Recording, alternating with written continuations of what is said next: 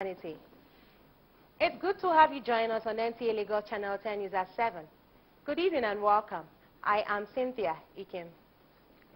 Residents of Lagos State have called on government to look into the causes of flood within the state as the rainy season progresses.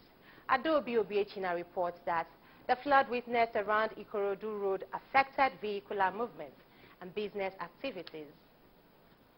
Rain, which started as a mere drizzle, progressed into showers of rain and causing flooding along Ikorodu Road. Vehicular movements came to a halt as vehicles were seen making use of just the service lane, thereby causing traffic gridlock and business activities slowing down. Residents who spoke with NTA News called on government to create good drainage system so as to allow free flow of water and vehicles along the road. Yes, the drains are blocked everywhere. My vehicle takes my vehicle up to this level. So I think all the drains should be cleared. And then our people should also desist from throwing things on the road so that it will not block the drains. We look at the Adedeji. But we didn't have enough canal at the express. As soon as we are having now, so that there will be a free flowing of the flood. That's it. That's the major problem with this axis. Once rain starts falling, people will, bring out their bins and start pouring it. So I think all of those things can be controlled by the local government people. They also advise individuals to desist from throwing trash into the drains to prevent blockage of the drainage system. In Lagos, Adobe Obiechina, NTA News. Solution to the traffic congestion on the Oshodi-Apapa Expressway is underway as a joint security committee headed by the Lagos State Police Command has launched Operation Restore Sanity to Lagos roads. Doing Dia reports that about 2,000 officers and men from the various agencies of government will commence the exercise, which will begin midnight today. The gridlock, which stretches from the Apapa port through Maitu and Sele on the Oshodi-Apapa Expressway, has melted untold hardship on residents and commuters. Economic activities are not left out, as many businesses around the area are at its lowest ebb. Most of the containers you are seeing now, they are empty. So where are they taking them to? They don't have space for it. So you find that if you get to the port now, the rate at which containers are coming in is higher than the rate at which they are receiving it. Don't have any access road to pass through here, and it has been like this for months. Call Maitu from any angle in Lagos State. You will know, they will tell you that they are not going to Maitu. This car has been in my office for 2 weeks. Every day I come to my office with leg and I go back with leg. I will make like 7,000, 8,000 before the time that road they clear. I know people make like 30,000. But me, I'm not happy because now people then they suffer. I felt that they should have decentralized all these things to other states. Let all these things never come to this place. Because of the heavy traffic, I have to trek here to Maitu and follow Doba Junction. The committee, however, which comprises of government security agencies, traffic managers, Nigeria Shippers Council, and other relevant stakeholders, were commissioned by the Lagos State Governor, Mr. Kiumi Ambode, to map out strategies to decongest the area. Presented by the PAMSEC Transportation. We have held a series of meetings yesterday and today, and we have come up immediately with a resolve, to immediately start Operation Restore Sanity on Lagos roads.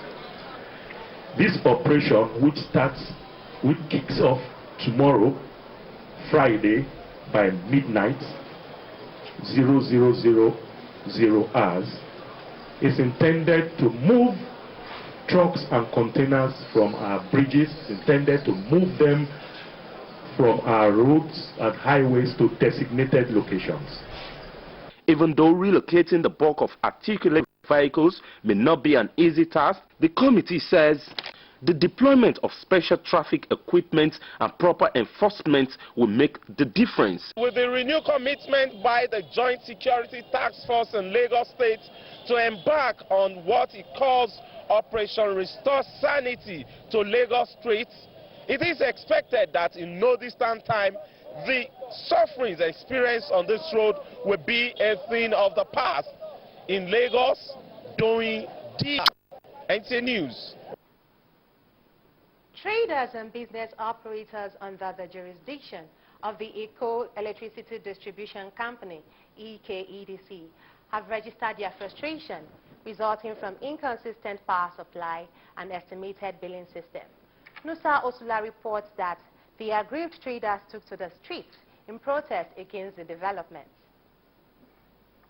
The traders rejected appeals for a closed-door meeting between their representatives and the management of the Eco Electricity Distribution Company. The representative of the traders, Bumi Ajayi, said they had perfected plans to purchase electricity from a private firm and wanted the Eco Electricity Distribution Company to give the shop owners the approval for them to patronize an independent power producer. We realized that with Eco Disco, there's actually nothing like customer service.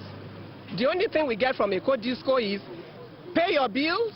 If you have outstanding, you have to pay your outstanding, or you are disconnected. That's the only conversation what we do have with Eco Disco. In terms of explaining to them that how come we have just 2 hours of power supply or 3 hours, or some days no power supply at all, there's actually no solution to that. And I'm sure you also saw the briefing of the minister. It's clear, crystal clear. If you cannot, it's just like I want to eat from you, I want to buy something from you. If I cannot sell to you what you want, why do I want to stop you from buying from someone else?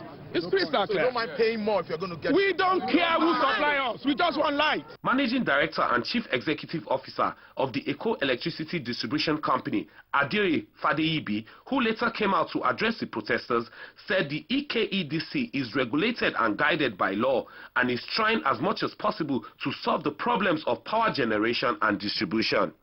Empathy is needed, and I definitely, honestly have that. When I say empathy, I understand what you're talking about when you say there's no power, you need power. However, I should correct a few things. For the interest of not just the general public, but we should ensure that we all should be rightfully informed and not just be populist in our approach to things. Up until today, the power and the way it comes to your house, there's a way it comes there. There's a route it comes there. When you say you don't want to talk about regulated, even the people that are coming there to give you power, there's a system they have in place. The managing director appealed to the traders to seek information so as to make the right choices. In Lagos, Nusa Osula, NTA News. The management of NTA Lagos Channel 10 has postponed the beauty, hair and fashion show slated to have kicked off today, Friday, July 20th, here in our premises. The management, in a statement issued by the Assistant Manager Marketing, Khadija Jibril, assured every intending participant that the show will now be held on a new date which will soon be made public. The management is therefore urging intending exhibitors to continue with their registration at the marketing department of our station. It's now time to join Damilola Alije for entertainment news. So what's in store for us, Dami? A whole lot of things in store. Thank you so much, Cynthia. Yeah. Hello there, and welcome to the entertainment news. My name is Damilola Alije. Now today we're taking you straight to our celebrity interview. Yes, we have a guest with us in the studio. It's a gospel music artist, and he has been doing very well for himself in that genre. And you know how we do it, we give you all the entertainment stuff. So it's time for us to meet my guest, who is Michael Akoyade, also known as Fola Best. Hello, how are you? Hi. You look really great. Thank you. It's nice to have you here. How stressed was the traffic, the rain, and everything coming down to this place? But then you made it. Yes, so let's talk about you. You are a gospel artist. You do gospel, you know, as a profession. Now, what does it take for you to become a gospel artist here in Nigeria? Yeah, I think a lot of things. And, anyway, we all started from the church. And, okay. And here we are today. We've been all over the world, sing everywhere in the world, and we sing gospel. Okay. Now, as a gospel artist, you know, most of gospel artists now are now regarded as celebrities because people now look up to them in one way or the other. Now, what do you think are the challenges that gospel artists, you know, go through right here in this country? Well, I don't see much challenges here. And if you're a gospel artist, everything boils down to God, God Himself. You know, when God, if anything you do with God, according to the Bible, anything you do with God, you do well. You do well. So most of us that are gospel artists, they are really real gospel artists. I think we're doing very well here. Very, very well in Nigeria. The likes of Tope Alabi, Bola Are, Bola Are, Yinka Ayefele, and the likes, and yourself, obviously.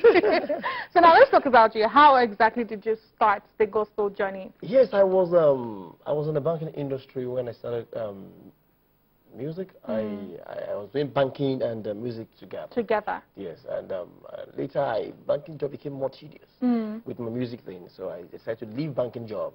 And because if you left banking, what year did you leave banking? 2002.